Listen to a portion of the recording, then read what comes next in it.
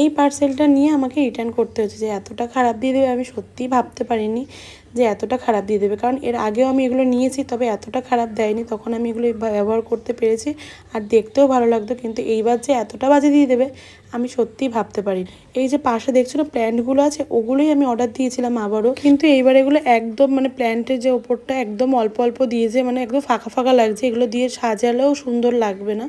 আগেরগুলো কি সুন্দর ভরা ছিল, আর এগুলো একদম ফাঁকা ফাঁকা দিয়েছে প্রত্যেকটাইতেই। আমি বার করে দেখছিলাম যে কয়েকটা হয়তো এরকম হতে পারে আর বাদবাকিগুলো তো ভালোই হবে, কিন্তু প্রত্যেকটা বিশ্বাস করে 10টাই এত বাজে দিয়েছে।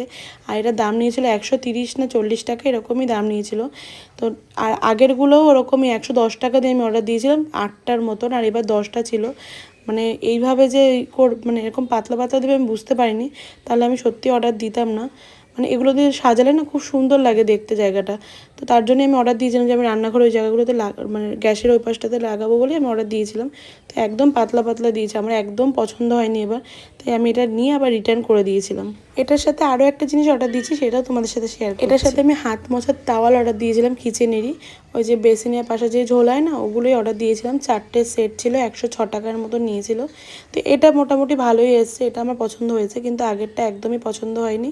যাই হোক, তোমাদের ভিডিওটা কেমন লাগলো অবশ্যই কিন্তু কমেন্টে জানিও। আর ডেলি ইউজের জন্য টুকটাক এই তাওয়ালগুলো কিন্তু যথেষ্ট ভালো। আর তোমাদের এই তাওয়ালগুলো কেমন লাগলো অবশ্যই কমেন্টে জানিও। দেখা হচ্ছে তোমাদের সাথে নেক্সট মিনি ব্লগে। আজকের জন্য বাই।